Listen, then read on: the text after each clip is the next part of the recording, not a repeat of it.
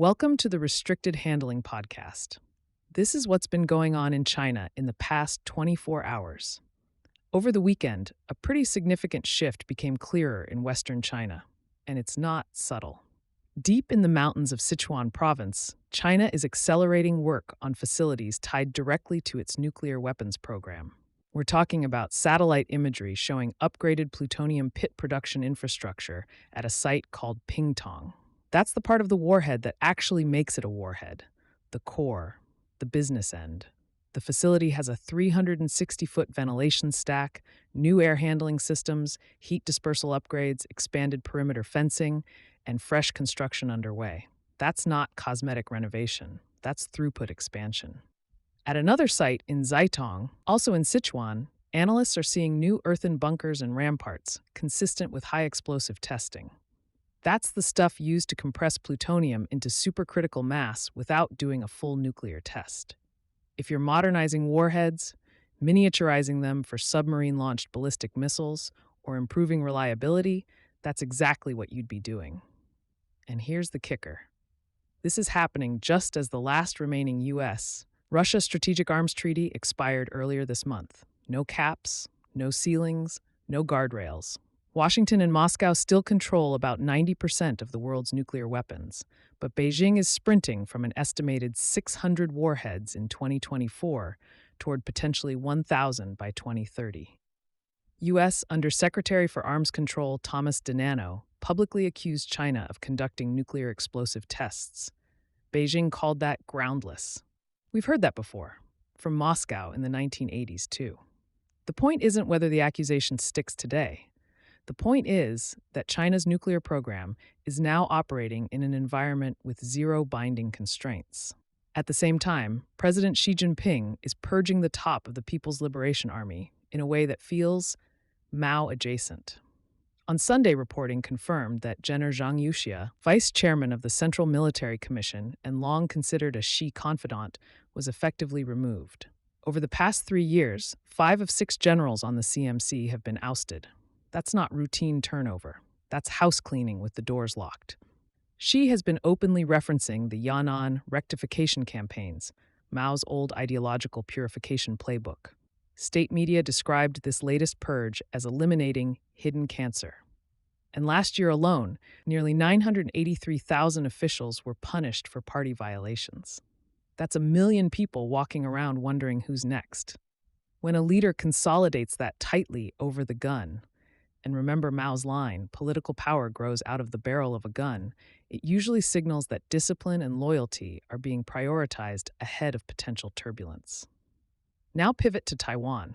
Between 6 a.m. Saturday and 6 a.m. Sunday, Taiwan's Ministry of National Defense detected 3 PLA aircraft and 6 PLAN vessels operating around the island. Earlier in the week, it was 11 aircraft and 8 naval vessels, with 9 crossing the median line into Taiwan's northern and southwestern ADIs. That's the new baseline. Not invasion, not crisis, just steady erosion. But what's more striking is the cyber domain. Taiwan's National Security Bureau says China averaged 2.63 million intrusion attempts per day in 2025 against Taiwanese critical infrastructure. Let that sink in. Per day. Over half targeted software and hardware vulnerabilities. Around 20% were distributed denial of service, nearly 18% used social engineering. Telecom infrastructure, especially backup communication links, was a priority target. That's not random hacking, that's pre-positioning. And all of this coincides with escalating diplomatic friction in Europe. At the Munich Security Conference on Saturday, Chinese Foreign Minister Wang Yi warned against what he called dangerous trends of militarism in Japan. He was responding to Japanese Prime Minister Sanae Takaichi's earlier remark that a Taiwan contingency would affect Japan's own security posture. Tokyo did not appreciate the lecture. Japan lodged a formal protest, calling Beijing's assertions factually incorrect. But the economic consequences are already visible. Chinese tourist arrivals to Japan dropped 45% year-on-year in December. Inbound spending fell 2.8% to $45.6 billion in the fourth quarter, first annual decline in 4 years. And Japan isn't just worried about tourism. Rare earth imports from China are still a vulnerability. Stockpiles are estimated to last 60 to 180 days. If Beijing tightens that valve, like it did back in 2010 over the Senkakus, it wouldn't be new behavior.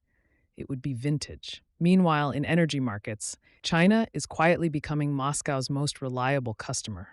February Russian crude imports into China are projected at around 2.07 to 2.08 million barrels per day, a record. India, under U.S. pressure and trying to manage its own balancing act, has cut back to roughly 1.16 million barrels per day. Urals crude is trading at a $9 to $11 discount below Brent. Espo blend at $8 to $9 below. Discount shopping, geopolitics edition. And here's the interesting twist. Chinese refiners appear to be easing off Iranian supply slightly amid uncertainty about potential U.S. strikes if nuclear negotiations stall.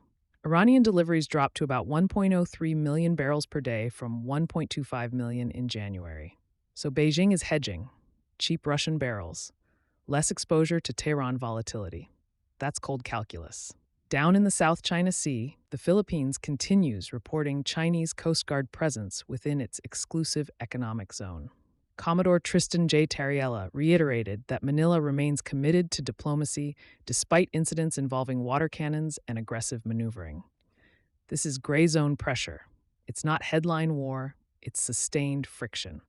And just to round out the regional picture, Cambodia reported raiding 190 locations in January tied to cyber scam networks, arresting over 2,500 suspects.